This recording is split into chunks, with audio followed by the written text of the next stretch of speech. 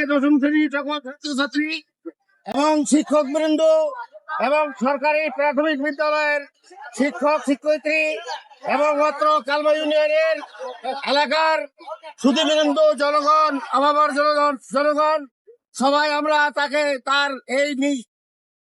ঐশাসিক কর্মকাণ্ডের জন্য আমরা তীব্র প্রতিবাদ জানাই। অবিলম্বেই তাকে অ্যারেস্ট করে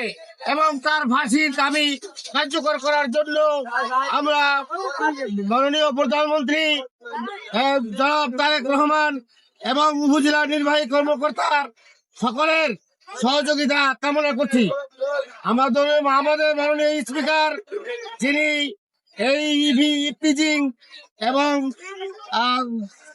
শিশু নির্যাতন, নারী নির্যাতনের ব্যাপারে তিনি খুব কঠোর, যাতে করে ইভটিজিং এবং নারী নির্যাতন এবং ছাত্রছাত্রীর নিয়মিতভাবে যাতে স্কুলে আসতে পারে, যাইতে পারে,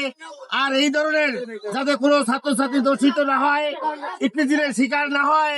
অবিলম্বেই এই 3 নং ওয়ার্ডের এই সালাউদ্দিনকে তাকে ফাঁসির কাছে ঝুলানোর জন্য আমরা সকলেই আভাবর জনতা, ছাত্রছাত্রী, শিক্ষকবৃন্দ আমরা তার দাবি জানাচ্ছি এবং এই নিন্দনীয় কাজের জন্য আমরা দ্রুত প্রতিবাদ জানাচ্ছি এবং দ্রুত সময়ের মধ্যে তাকে আইনের আওতায় এনে তার বিচার কার্য শুরু করার জন্য মাননীয় প্রধানমন্ত্রী এবং মাননীয় স্পিকার মহোদয়, আমাদের মন্ত্রী বীর বিক্রম মেজর হাফিজউদ্দিন সাহেব এবং আমার থানা নির্বাহী কর্মকর্তা লালমোহন দৃষ্টি আকর্ষণ করছি, সকলেই যাতে উপজেলার সকলেই যাতে এই ব্যাপারটা মাথায় নিয়ে দৃষ্টান্তমূলক শাস্তির আমরা দাবি জানাচ্ছি।